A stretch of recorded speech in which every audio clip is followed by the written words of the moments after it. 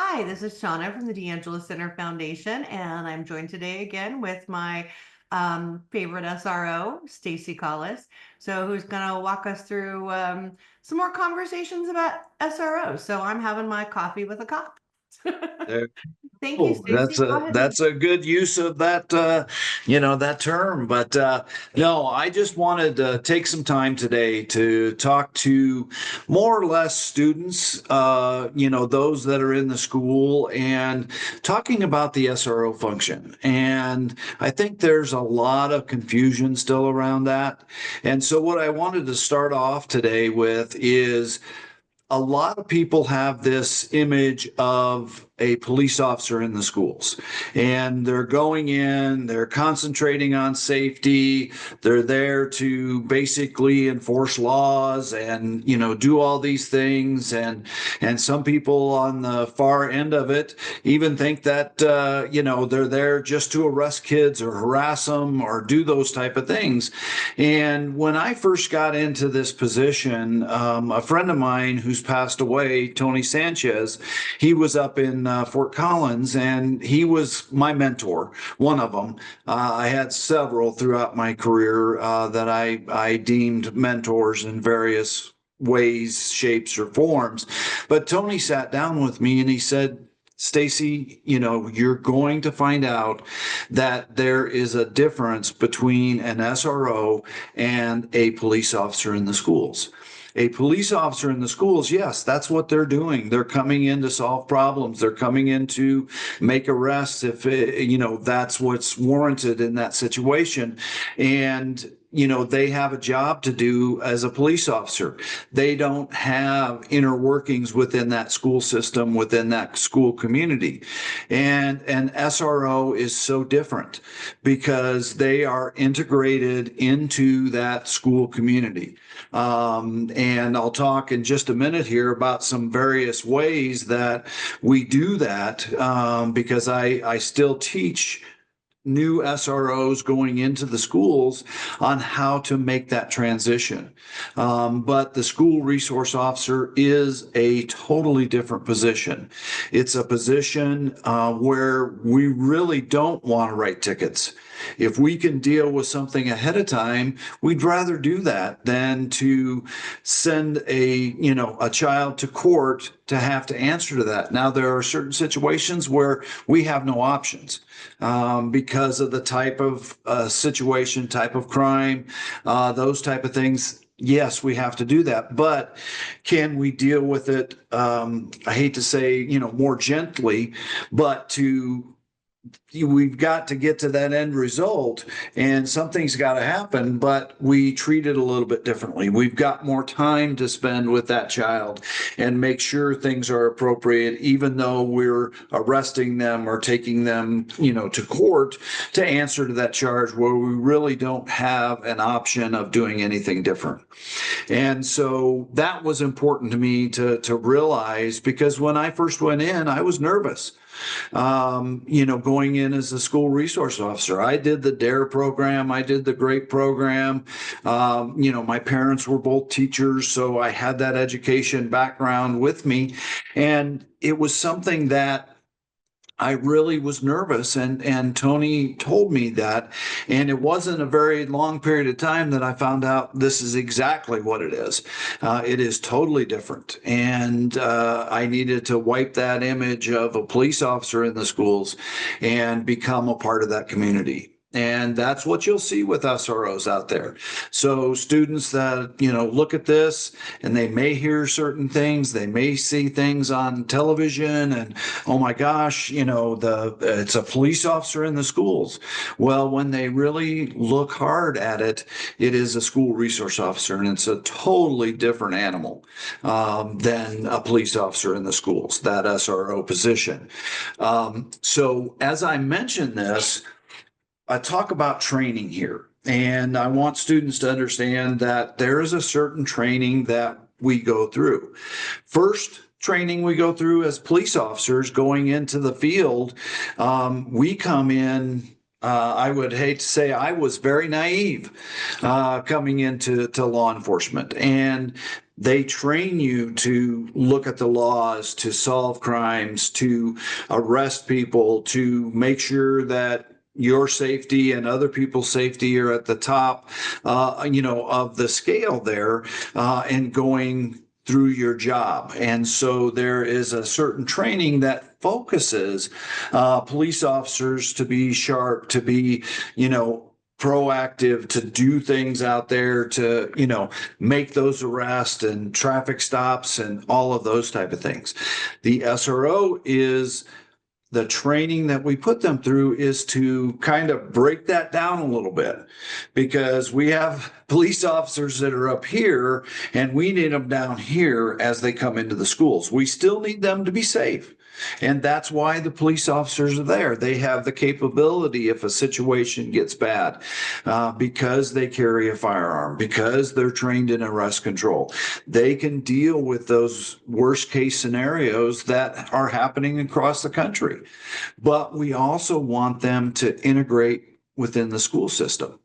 And so one of the things we talk about is that proper fit, that we want SROs that actually want to work with kids, to come in and, do that as a part of their job, and also to deal with administration at the schools.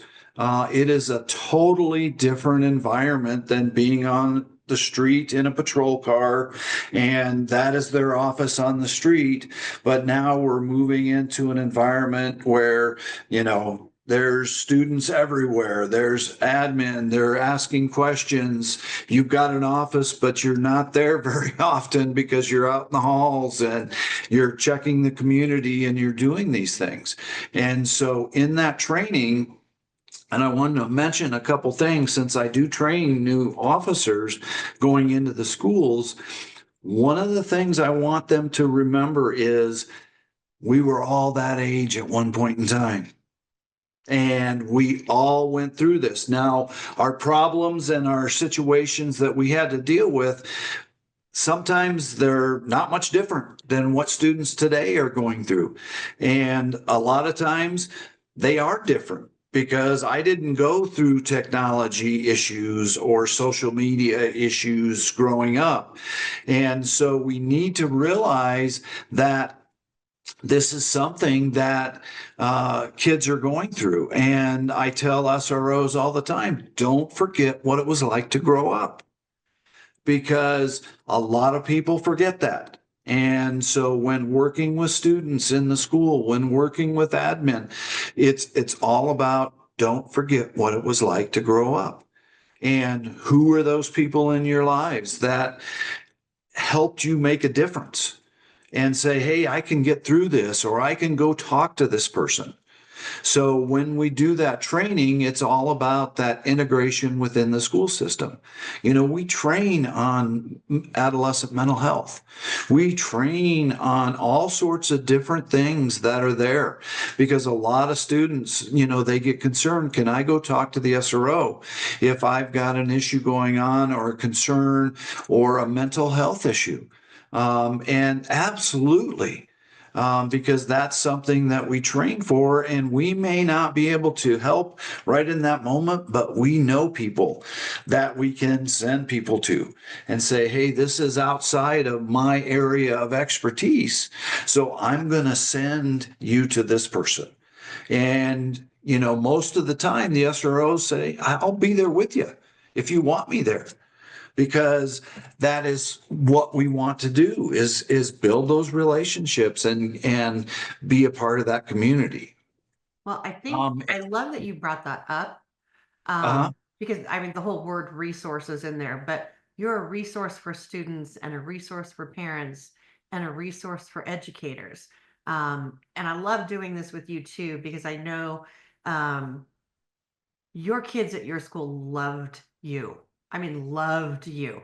And I know those relationships continue, beyond their graduation, beyond, your retirement and everything as well. And I've seen that at other schools. Not every school has quite the dynamic of love that you had with your students. And of course, with the D'Angelo Center Foundation, we focus on that positive culture and climate, always building the positive culture and climate.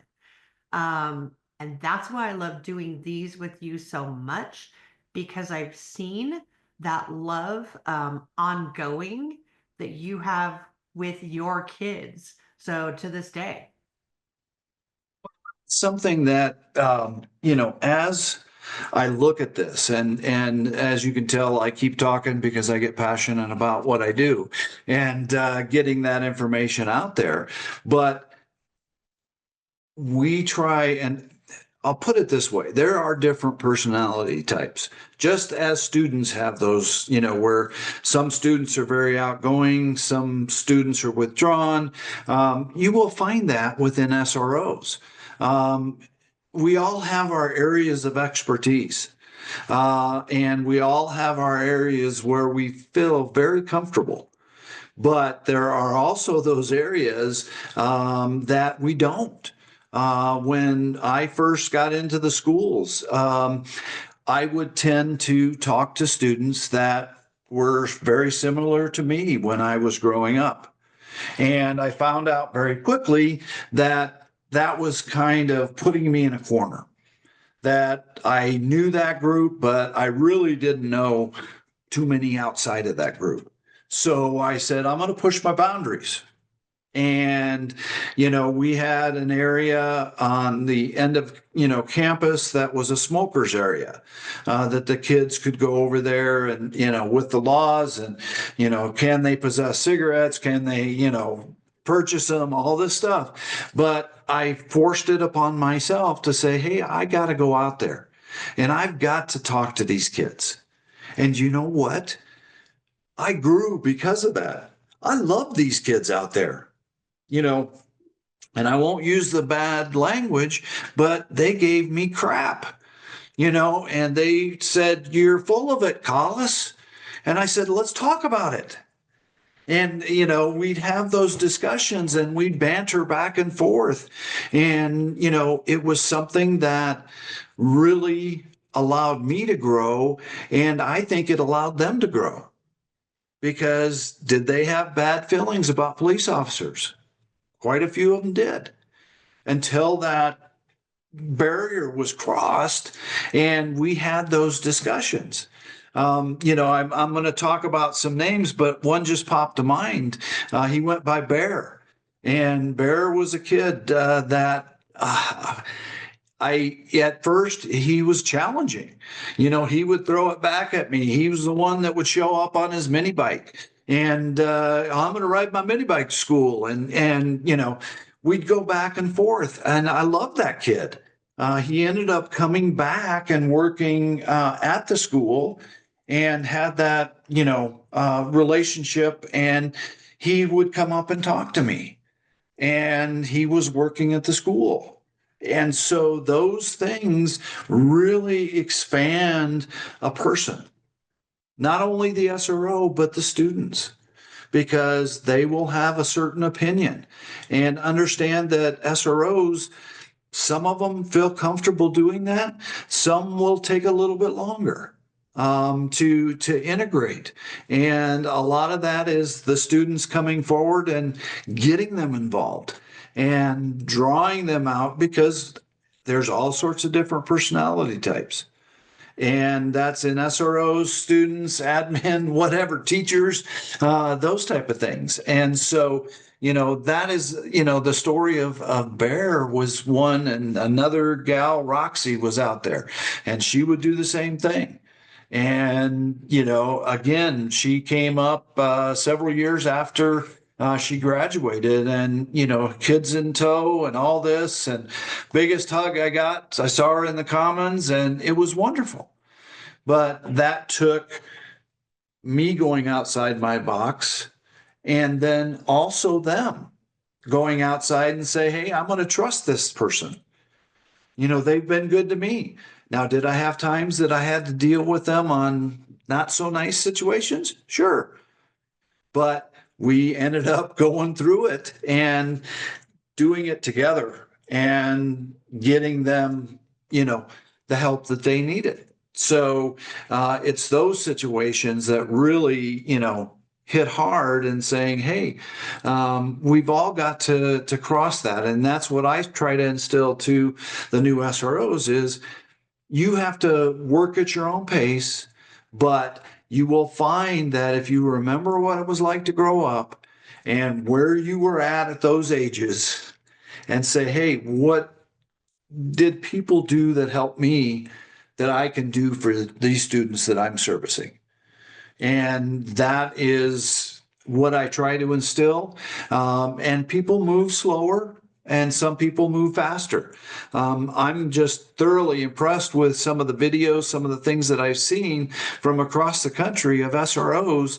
And it doesn't take long to look online and say, "Hey, here's this video of this officer, participating in a dance with the palms at the, mid court and doing that and saying, hey, they're going outside their box. But what relationships are they building?" And so I tell students to try and do the same thing, and come down and talk to them, if they get that opportunity, I'm glad you because. mentioned that too. I'm glad you Mhm. mentioned like the smoker's pit and stuff too. I actually did a few days ago another recording with Frank DeAngelis, Uh-huh. our former Columbine principal, and he spent a lot of times after the tragedy out at the smoker's pit, getting to know those students. And Yeah. even, he clarified a lot of the misconceptions of Columbine as well. But he also took a deeper dive into culture, at the school, and how he brought everybody in um, to, the school to make sure that everybody felt like they were a part of the community and treasured. So being a student there, and I think you're kind of a master at that, at making everybody feel at ease and treasured. And I mean, I feel, completely open sharing lots of, personal information with you. Um, and I know that, if you had been my SRO at the school too, I would have had no problem coming to you about various things. We talk about technology and some of the things that keeps popping up about on social media and the availability of drugs or Yeah. contraband things that minors should not have, alcohol, those kind of things. And when kids are being offered that on some social media things, a lot of times it's adults, so who may be parents of other friends or who are making that Yeah. available. And you and I've talked about that as well, but you're a good resource for that because we're not trying to rip our kids from their peers and their friends or destroy relationships while you're at the same time you're trying to protect your kid. So who's a minor from going down a path that you really don't want them on. Well, that's one of the things, and I've got tons of stories, talking about kids. I had a young man that when I first dealt with him at the school, it was on a criminal issue. And he had some very choice words to say to me across the table. And, at odds with me, and why was this happening, and I stuck to it and said, hey, let's work through this, and this is what's got to happen, and I don't have a choice in that matter. And years after he graduated, I saw him in the drive up to the school, and he hollered at me, "Hey, Collis, how you doing?" And it was a conversation, and that was because even though we had this confrontation at the beginning, I stuck with it.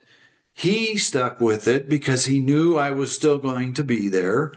And hey, it was great to hear from him and recognize that he wasn't using choice words. It was like, hey, how you doing?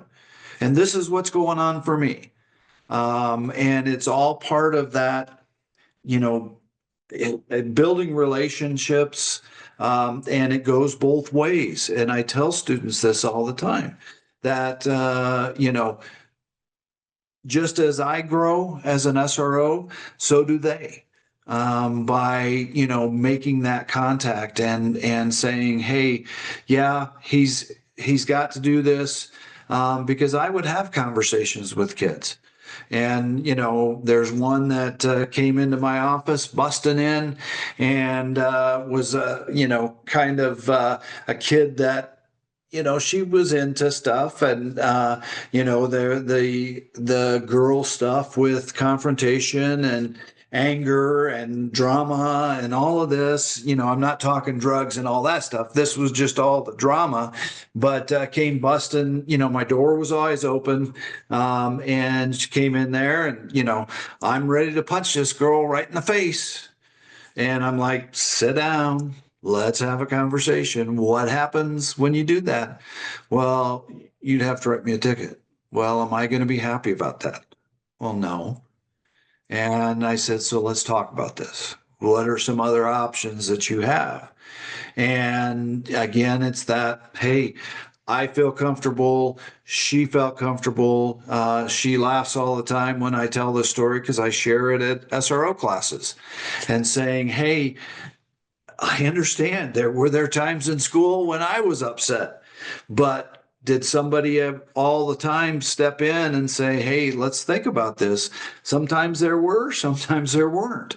But if you can be that person, and I tell SROs all the time, if you can be that person to say, "Hey, let's think about this." And that kind of led to a point that I've got here is bringing information forward, coming to the SRO, coming to others if that's what the situation dictates, but getting with us early. I would rather have somebody come to me way early before it gets to be a problem that I have to deal with differently. And whether that be, hey, I've got a concern over a friend of mine that's using marijuana. And this is, I'm not going to go out and arrest that kid. I'm going to try to get help and try to do some things that I can do before it ever would even get close to that issue. I've had kids that have come to me because they have the issue and say, how do I deal with this? Is there, things out there that I can do? And it was kind of a mantra to me is get with me early and let me know, because once it gets to a point, I don't have many options if it's getting to that serious nature that I've got to step in as a police officer. So get with me early and let's work on this. And I told kids all the time, I'm not going to go out and I'm not going to arrest you. I'm not going to go out and arrest somebody. I'm going to try to resolve the issue and get help. Because I had people from the community that came in, talking about alcohol issues and different things with students. And I would say, hey, let's talk about this. What are some things that we can do? What are some programs that we can bring into the school to try to combat this and do it in a way where we're not having to arrest tons of kids and do that and get through that. I was looking here because I had written some things down, but do you have anything, in regards to that, Shauna? No, I mean, I think, I mean, you're just making sure people understand and kids understand that they can come to you. Sometimes, one of the presentations I was working on for community education and just looking at data, 25% of kids report not having an adult at their home who they have a relationship with, who they can go to with problems. And 25% that's a big number. So of any community. So, those are kids who maybe they're unsafe in their home, or maybe they are not supported in their home in the ways that they need to be. And I think, that SRO role is just crucial, for for our kids, and not just the SRO, but our educators in the classroom, because those other surrounding adults in the community are really who has to take care of those kids and get them to that 18 years and beyond, and learning how to, if you grew up in an area in that circumstance where you don't have that home base, and home person on, who will help you, how do you form those relationships going forward in your life beyond graduation when you're probably going to leave your home, and be independent? So if you don't have that guidance, those are some of the, real crucial conversations, especially for and that impact that 25% of kids who don't have that person. Well, and it's the SRO function. I mention school community all the time. And that's the school building, but it's also the neighborhood, and the surrounding area of that school, which is the home. And an SRO can bridge that gap because teachers can't, they very rarely go to the home, on certain things. The admin don't go to the homes. The counselors may hear about home life, but they don't go out there. And the SRO is that bridge to the community as a whole. There were many times that I would have contact just driving the neighborhood, and school wasn't in session. I would see students, and we have a stop and have a conversation. Kids knew how to contact me, or at least I hope they did, of saying, hey, this is an issue, because I had those students that this is going on in my neighborhood, or this is going on, within my family. What are some things that, might be available to help me? And that was something to me that was very important. And I know other SROs, the same type of thing. They are within that community and bridge that gap between the school and become that individual, or at least direct them to somebody that can help them, with that situation. Because we had those things that happened off campus, that took place there, and we also needed to help them and to work through those things. So it's very important that people, students, understand that we have a lot of resources as a school resource officer, and that's through the city, through the county, through other organizations. Just one of the things that I'm thinking, off the top of my head, was a store across the street from my school that went over there. We were doing emergency planning for the school, and we were looking for stuff, and I simply went over there and talked to them and said, hey, if we go into a lockdown, or we go into a situation at the school, would your store be willing to provide water, other essentials that we may need? And they're like, absolutely. Absolutely, we will do that. And because I went out and talked to them, another issue came up, because I was just having a conversation, and in that conversation, there was a young lady that was going to prom, but didn't have money for dress and flowers and what have you. And I don't know how it came up in the conversation, but I was talking with them. I think it was, we were talking about the florist there at the store, and whether we could do something there, and they upped it.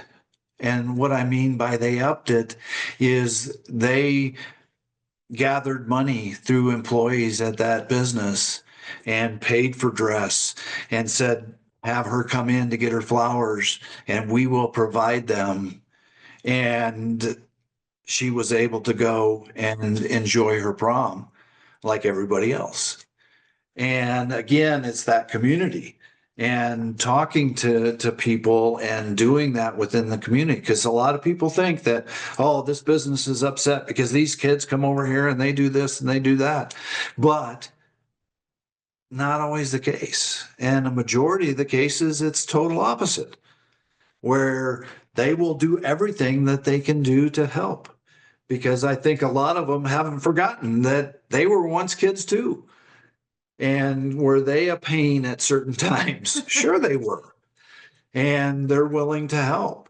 And so as I look at these things and think about these things as the SRO, it is so important for students and others to make that approach, to talk to the SRO and find out about them. We tell SROs, if you have an expertise in a certain area, share that. There's some SROs that are phenomenal chefs and cooks, and they'll go into various classes and talk about that, or they have an expertise in this area, and they will, do that. For those that know me, Green Mountain had a FFA program, and they were the first, one of the first within the metro to have that. And the teacher there, she and I became friends, and I would go down and talk to the classes because I live on acreage. I have horses, and I don't call myself a rancher, but I've got that out here. And the teacher talked to me and said, hey, can I bring some kids out? And I think they brought one or two buses out to my property. I rode a horse for the students, talked about what I did, and gave a different perspective of, they saw me in the uniform, and then they saw me at my residence, and they're like, oh, he is a human. He does have outside Now interests, you're a because I cowboy. think, yeah, I Just think just to clarify, so for those people in metro areas who may not know, FFA is Future Farmers of America Club. yes, Um, yeah, kind of like a 4-H club, that but inside the school, there isn't a yeah. fee other And than the the FFA programs, and I should have clarified that because I grew up in the Midwest, and that was a big thing back there for Future Farmers of America. But it was unique for Green Mountain within the suburb to have that program. The kids have a garden out behind the school that they worked with. They did different programs with Jefferson County and out at the fairgrounds and all of these things. And so it was that opportunity to see us, because I think a lot of people think that, and for police officers, SROs, that we're robots, that we're in the uniform. This is what we do. And it's so important for people to see, hey, we are humans just like everybody else. We have the same feelings, and all of that. And to be able to see us outside of that environment is important as well. I would show up on my personal time, not in uniform, to go to games, to go to various events and do those type of things. Heck, I even, on some of the plays, they had a teacher spotlight, or they'd have a teacher, and I said, hey, I'll do that. I did it a couple times, and had a few lines, and it was fun. Was I nervous? Sure, I was. I was like, okay, this is outside of my comfort zone. I haven't done anything like this since high school, and it's only one line or two lines, but it's showing that humanness of, hey, we're all in this, and it's all about making students productive, and whatever that is, whether it's college, the trades, whatever they go into or do, we want them to be, respectful, productive, everything as they go along. And that's the SROs are one of those cogs in the wheel, and that help hopefully make that process move forward. But we also have those capabilities if it worst case scenario, that's safety. And that's why we do the emergency planning and those type of things. So, though as I talk about this stuff and go on, right, Shauna, and Not at and all. and talk about this, but it is something that I want students, I want teachers, I want parents to understand that to go outside of their comfort zone and make that approach and have that conversation, because it is so important to do that and to understand there are different personality types. Not everyone, is like this person or like that person, but we have to break down those barriers and to have that understanding to get to the end result that we want to get to. And so that would be, my hope, because I can go on stories, of students and, ones that have come back after, years after, and I've had contact with and said, hey, hey, you're Officer Collis, aren't you? Well, let's, figure out who you are and let's have a conversation. One young man works for an HVAC company out here. And when I retired, he was out here and put in, we had a water heater go out. So they came out and put that in, and he was looking at stuff and he goes, are you Officer Collis? And you were my SRO. He and I have, gone out fishing at Chatfield, and now, from that after the fact. But it's all about the relationships. It's all about that, um, getting outside of our comfort zone. And it goes for SROs, but it goes for everybody else too, because I think in the, media and stuff, it's so tough now because you're seeing a lot of this stuff, and right or wrong, I'm not saying that. It's that if people dig a little bit deeper, they're going to find that, hey, this is human just like I am. And do they have the same concerns? Do they have the same joys and all of those things? And let's all work at this together.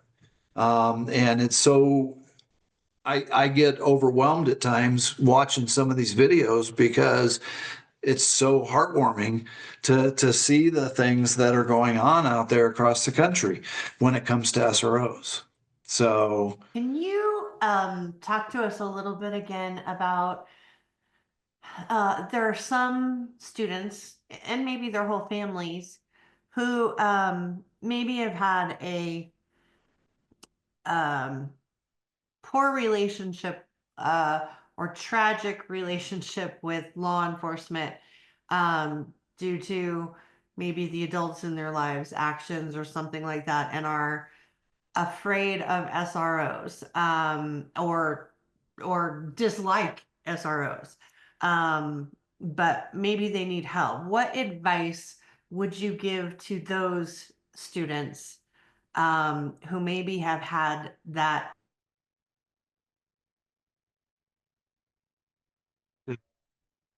issue in the past that hindered anybody law enforcement?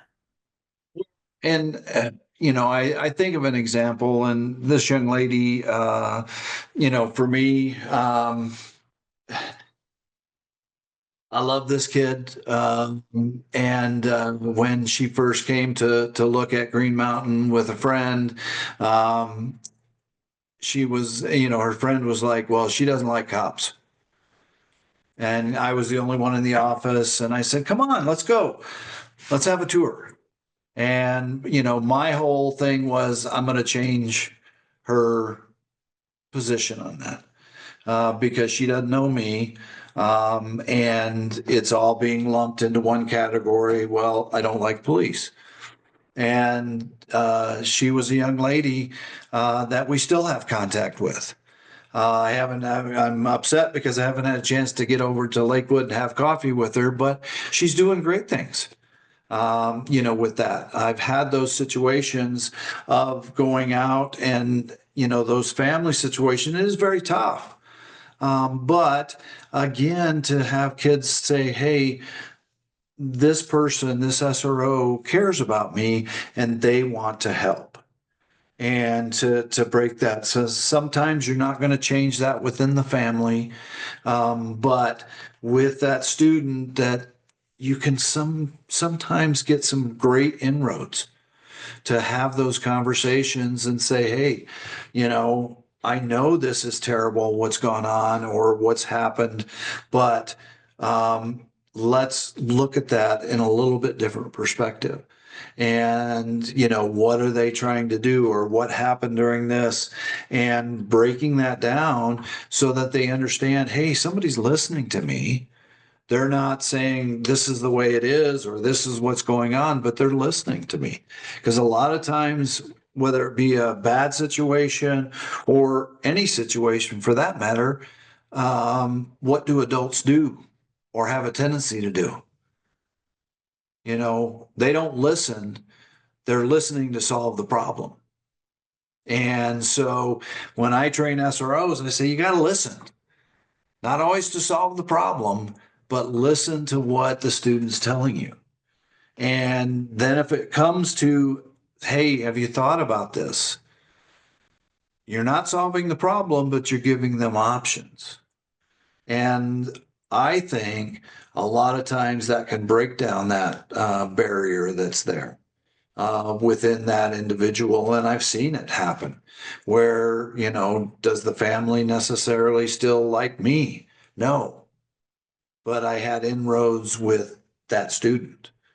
And hopefully down the road, those inroads can be made with their family, or it's changed their outlook as it goes down the road with that. And so, that's what I train to with SROs is that you've got to first off listen and truly listen. Again, not within your mind, okay, how am I going to solve this? What am I going to do? What suggestions am I going to make? All of these things, just listen. And that's what the students are looking for 9 times out of 10 is just for somebody to listen. It's the nail in the head video. Mm-hmm. So when Dr. Nicoletti shows that one, and Uh-huh. some of our other trainers do the same thing. Uh-huh. If people are not familiar with that, you can holler at me and I'll send you a link to the nail in the head video. So it is a good video for all of us to watch. So and learn to listen, not to listen to reply.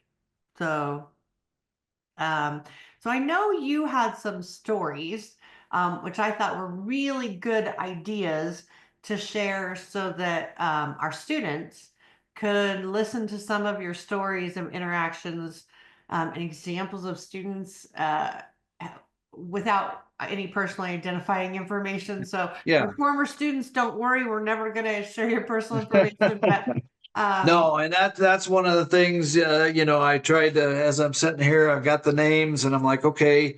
And, the one that I mentioned was a nickname.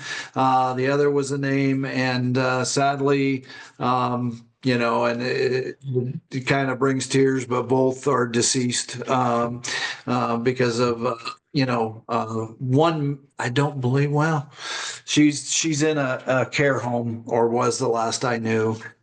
So, I don't feel anything in regards to sharing that.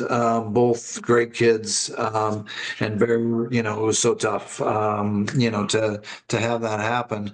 But the situations that I think of are those kids that came to me, and I've had those situations where they've come in and sat down and said, hey, I've got a concern over a friend of mine that has this going on.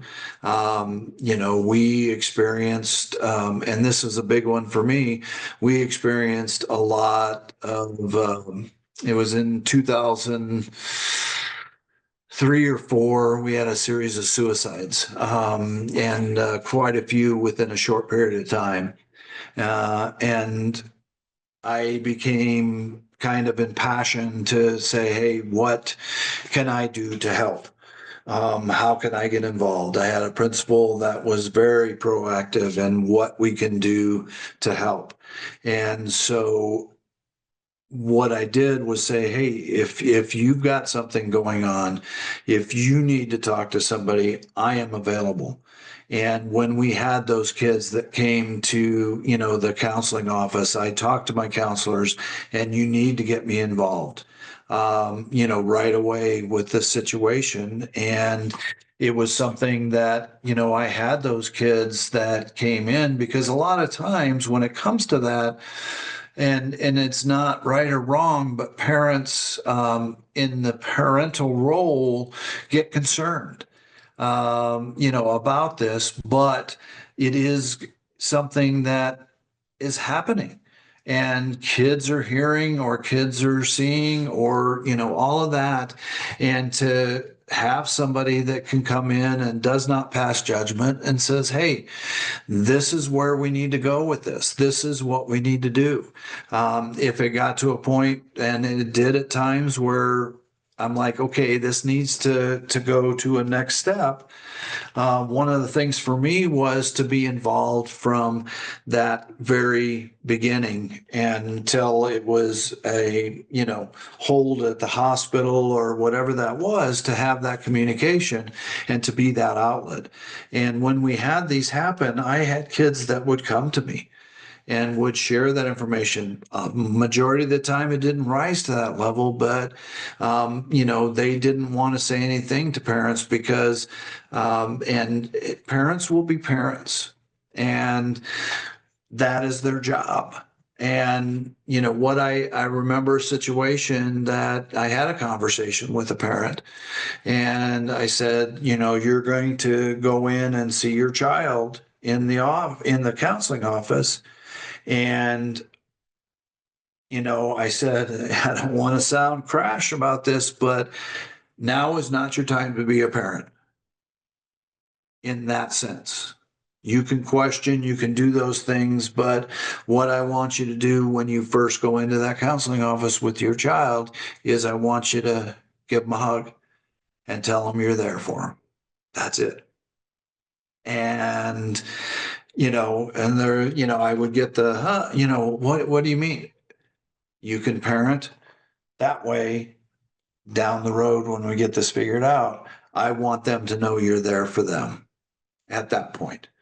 And we had those situations. I get emotional about it because it was something that was important to me. In looking at it and building those relationships, I had those that, would make comments about, and it was very veiled, but about hurting themselves or doing this, and we need to have that discussion. I was hypersensitive to kids and their comments and saying, well, where are we going with this? Let's look at this a little bit closer. Those situations were very, because the suicides that we had that took place deeply affected me. And if you listen to people out there, cops are insensitive. They deal with this stuff all the time. No, it's my community that this was happening in. It goes from those kind of heavy topic areas in dealing with kids to the kids that came in that, at first they weren't sure about me, and then, couldn't leave. I'm like, I got to go home. I got to get out of here, because we would have these conversations and bouncing things off, and they became ambassadors for me, going out and say, hey, Collis isn't bad. He's not all that bad. Let's, and, kind of did that within the school community, and getting them involved and doing all that. The situations were very varied as far as, the kids, the information, the stuff that they did. But it's all about that relationship with them and getting them to feel comfortable within that, you know, hey, I'm telling somebody. And I remember conversations that hey, I've got to call your parents, but I'm going to be here with you when we do, and I'm going to be here with you when your parents get here. And that was part of my process, and I'm hoping it's a part of other SROs' processes that they will do that in some way that they can do depending on who they are personally, and that involvement they have, because SROs that I've talked to across the country, they have various passions, they have various things that really bother them when it comes to the hurting of a child, or suicide, or whatever it is, and become very involved in that particular aspect. So I know I didn't go into any specifics, so to speak, on stories, but it's there were those that came to me, and and I'll mention social media because that's one of the things. And social media really kicked off just after I got into the high school I was in, and of course we had legalized marijuana and vaping, and the smartphones. Everything kind of kicked off right in that mid 2000s, there, and I ended up developing kind of a reporting that, hey, if you see something online that's concerning to you, make a screenshot of it and put it in my mailbox. I will follow up on it. Don't even have to put your name, as long as I know what this is or where I need to go to. And I had kids that would all of a sudden it would show up, didn't know who it was, but okay, it's something I got to look into, and check on that. And giving those options to kids of, hey, there's different ways you can get in contact with me. There were certain that knew they could get a hold of this person that had my number, and would have that contact with me, as far as getting a hold of me. Oh, So, I'm really glad you brought that up too. So, actually just did another training, the worrying child, with a school social worker who is just phenomenal. You and I have talked about her before, but we just did that one. So that recording will come out. You will very much appreciate that recording, with the uh, talk about social media and what that really does to your brain, because we talk about that in some of your other trainings with us as yeah. well. Um, a- and we have Dr. Nicoletti's team, coming in too to do the social media and mental health impacts. Um, we did not grow up with this at all. Um, and I think this conversation is going to get bigger and bigger. We've had the Attorney General's office from time to time kind of interact with, you know, attracting students, or attempting to attract minors and mislead them to get them on their platform, and taking data and not protecting them. Uh-huh. Certainly, we know sexting and sextortion is a growing issue, and it's really hard for those kids who have gone through a sextortion issue, because so many of them, or girls, so who receive inappropriate pornographic images from unknown accounts, on a regular basis. And the majority of people, including children, do not report. They block, delete, whatever, and they ignore. But we can't stop those kind of actions from happening if we Yeah. can't get to the perpetrator. So your SRO is one Mhm. of those really good people to go to, if you're, in school, and hopefully have an SRO in your school, to be able to, please don't block. Please go to this person to report. If you don't Uh-huh. feel like you have an SRO you can go to, for goodness sake, contact me, contact you. So Yeah. contact you through me, Mhm. so that we can try to get all of Yeah. those resources to you if you're scared to go to the police. So, Mhm. I'll be your, temporary mom. So to get you to those resources so we can protect you and stop that person from ever harming you or any of your friends.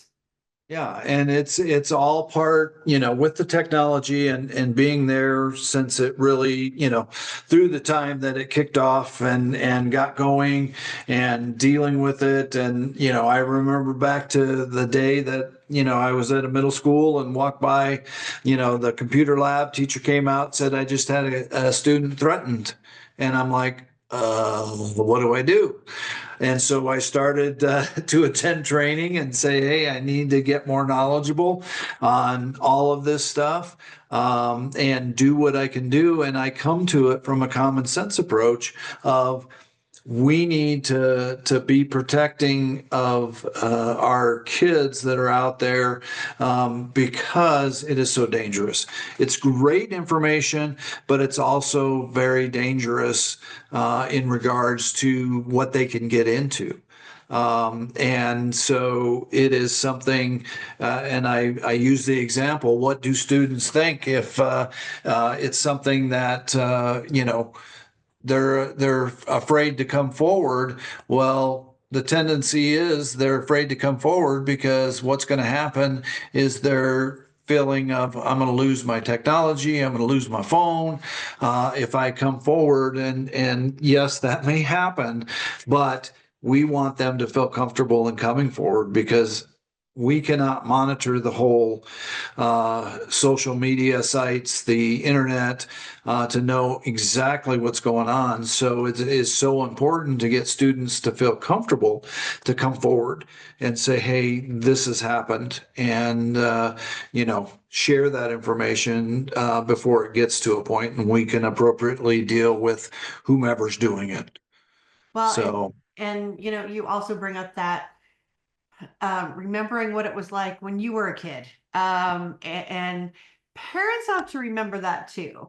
So, a lot of times kids going through girlfriend, boyfriend breakups, best friend breakups, any of those kind of things, we tend to dismiss the feelings of our children um, far too often because we already went through it. So we got through it okay. They're going to get through it okay.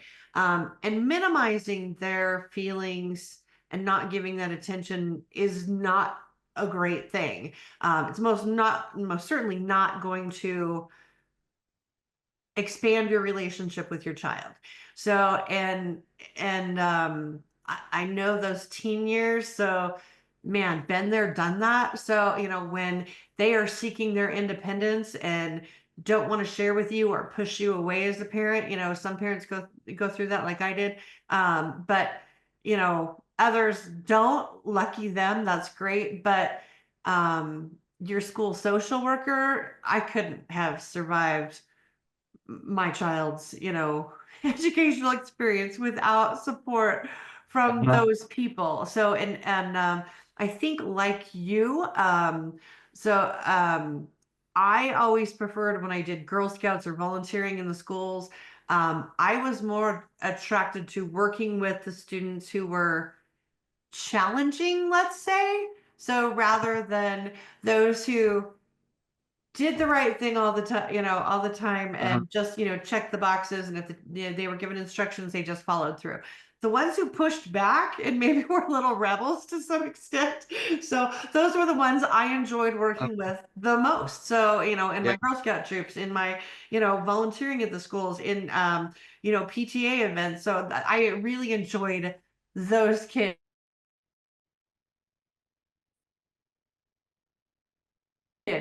Um, well. So, and it is harder when that child is also your child. So, because you're gonna butt heads from time to time. Yeah. So being a parent is definitely not for the faint of heart. So I don't want any parents to think that we are, judging. And for some reason, also some kids, when they're seeking that independence, which is developmentally appropriate, push you away and will find their own adults to talk to, whether it's a best friends, cool mom, or that favorite teacher, or the SRO. Yeah. And that's okay when we're all working together collaboratively. But I also want to Yeah. make sure parents know those SROs, just like your school social worker, can be a really good resource for you. So, Yeah, and it was something that you know, I had parents that I don't understand this, with the technology, with the social media, and I said, come to it from that approach that when we were growing up, and one of the trainings I attended talked about this, that we learned to drive a car, or we did that, and our parents just didn't say, okay, here's the car keys, go get in the car, take it down the road, be back whenever you want to, type of thing. Didn't happen for most kids when I grew up. All right. When we look at the technology, and for me, when I first started, it was the internet, and then it became the smartphones and all of that. But what a majority of the parents were doing was saying, okay, they're on their computer, so now I've just given them the keys because they're on the internet, and be back or do whatever you want to do as long as your face is on that screen, and nothing's going to happen to you. And that was totally the wrong way to look at it, because they were doing the same thing and saying, hey, this is like a car. Here's the keys. Go do what you want to do. No training on it. But why did parents do that? Well, we don't understand that stuff, and we're too old to learn the computer and to do learn the technology. Um, but this day and age, that's the car of our era. Now it's the computer, now it's the smartphone. So, as parents, and my hope is that sit down, let's have a talk before you get onto the internet, before you get onto the smartphone. But how often do we see younger and younger kids getting the smartphones? And it's like, okay, that's scary. and nine That years old, Mhm. one of the guidances, start having these conversations at 9 years old. Just because you may not have given your child permission to have an account on some social media. Um, our crafty and clever children sometimes set up accounts, Mhm. and you don't know about them. Or maybe you finally say, okay, you can start an Instagram and I'll be your friends. And, Aunt Jenny will be your friend as well. So we can watch you. And then we don't go and check the phone. And then someday you discover, when you do have the phone for whatever reason, they have four other accounts. So that they have created that you don't know about. So they have a spams account.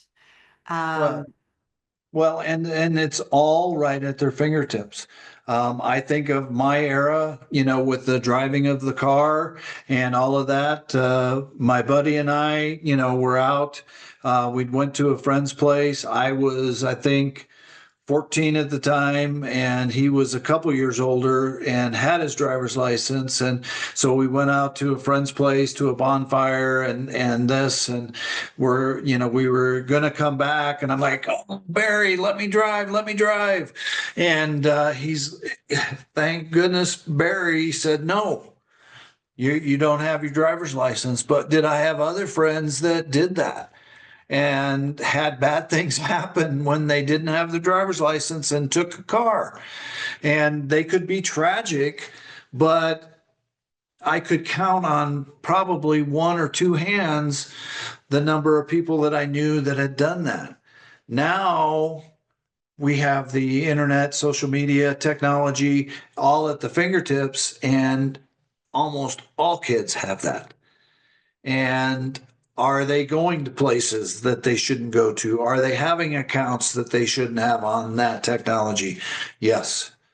And if it's taken away, do they know a friend that they can borrow a phone from to get on and to do those things? You just It's walk a into the store and buy a burner phone for a few mhm. bucks.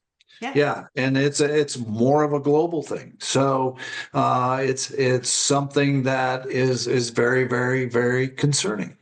So I went on a side note there. So I, I think I started it,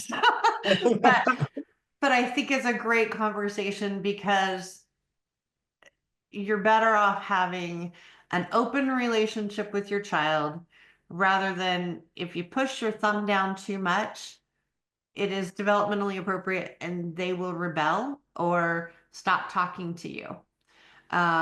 You don't want to ruin those relationships, and it's hard, right? It's hard.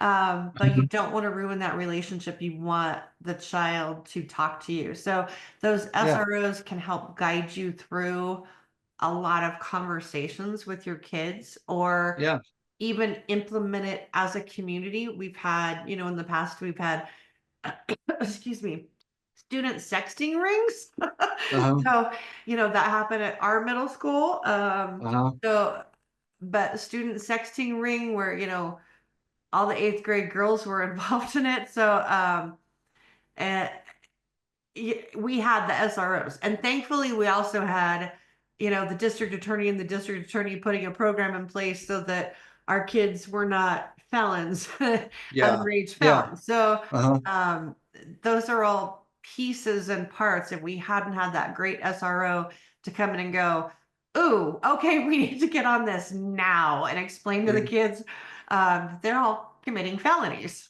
uh-huh. Well, and we all as SROs all have different backgrounds. And if wasn't familiar with something, I knew I had another SRO I could go to and say, "Hey, what are your thoughts on this?" I grew up in a small community, a small high school. I think there were 67 in my graduating class. So it was everybody knew what you were doing all the time, type of situation. And so I would go to those that grew up in a large city and went to a large school and say, "Hey, what are your thoughts on this?" Because I don't have the experience with that. And SROs they all come from different backgrounds. When I teach a class, I'm always interested to learn where they come from, and why. And I'm seeing now, the scary thing is I've been doing this a long enough time that people coming into be an SRO, and saying, it was because of my SRO that now I'm wanting to be an SRO. And I can't say that I had a young lady that just went through basic training that was one of my students. I don't I don't know if it was because of me that she became an SRO, but uh, there was that impact, I think, that working with and saying, "Hey, I want to do this," and just went through that. So we're seeing that impact of now future generations. Hey, I had an SRO, and this is what I learned. When it comes from that, and again, it's that cog in the wheel. It's got to have everything there, and an SRO is a part of that. And I want people to know that it's okay to come talk to SROs, and find out more. If you're not familiar, take a look at the NASRO and some of these sites that talk about the training that goes on, and the stuff that's presented within these classes to work with students, make that transition from law enforcement on the street to working in a school environment. It is something that I want everybody to say, "Hey, let's talk. Let's find out more about one another." So,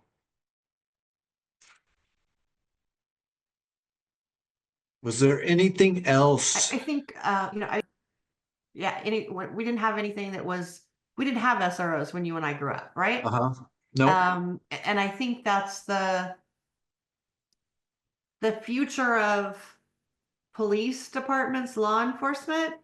is really changing from what you and I grew up with, where, they were just catching the bad guys. Where there's the community policing philosophies that are, moving in more and more. And, Mhm. not only, for mental health calls and things like that, are more police chiefs, coming into line with we want to send somebody who's gonna, not just rush towards the bullet, but also somebody who's a behavioral health Uh-huh. professional, so that they're working the problem together, and to keep everyone more safe, and of course to keep the person we're working with safe, and also our Yeah. officers safe, and Yeah. neighbors who are in the area. Uh-huh. So I think Yeah. so many things are changing, and evolving, and I think that's in a really good way. Yeah, Um, I think it's fantastic. Now you see a dual response a lot of times with agencies that have that ability, and that's fantastic because then you've got two different perspectives coming at an issue and trying to get it resolved the best way it can be resolved. So I see it as a definite positive in moving in that direction and bringing more things to bear to help the situation, keep kids safe, keep the other students, the parents, everybody safe, and I think it's nothing but positive. right. And it's that village philosophy too. So, and it builds again on that climate and culture piece. So, because it really does, when you have a child, so you're most certainly not in it alone. If you are a child, teenager, you're not in it alone.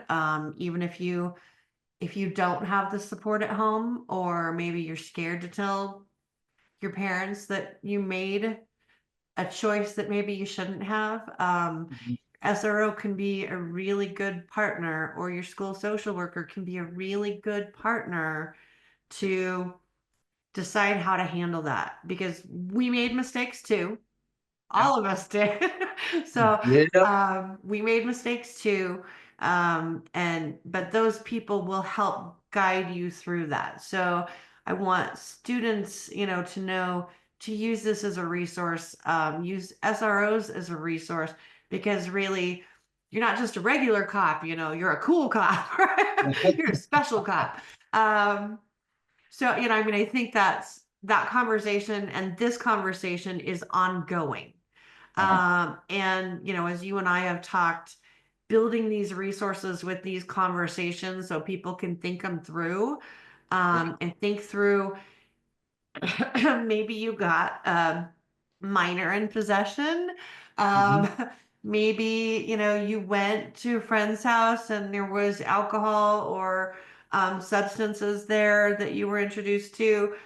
Maybe you need to talk through some strategies Mhm. with an SRO or social worker, another parent that you trust, um, about how to decline those substances, in a funny way. So to keep yourself out of that situation, out of that environment.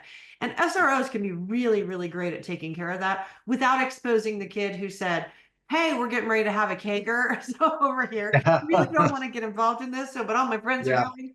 Um, I think those pieces are just crucial, Yeah. and what you offer are just crucial.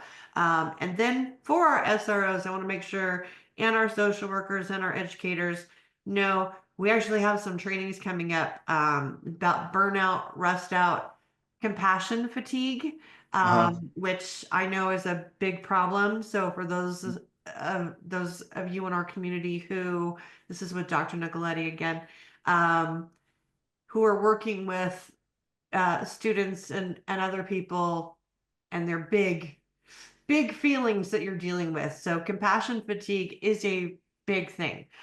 We want to keep you safe in your jobs as well. So encourage you to go to a lot of those trainings, and some of our trainings are open to students as well.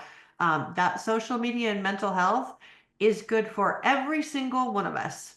Yes. So Yes, and everyone. Dr. Nicoletti is fantastic. So Yes. it's definitely a must attend if you can.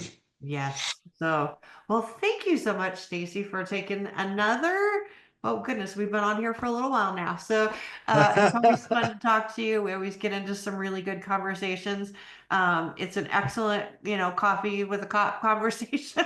Yeah, there you go. And I just appreciate the time you spent, to offer these resources to us to make sure that they're available to people everywhere. So, Well, and I appreciate you as well as putting all this on and being the person that you are. And this has been great to have these conversations, and hope we can do a lot more. yes. So you are definitely on my must call list on a regular basis. So thank you so much, Stacy Collis. Appreciate everyone. That'll be it for us for today. So, but we look forward to talking to you again soon.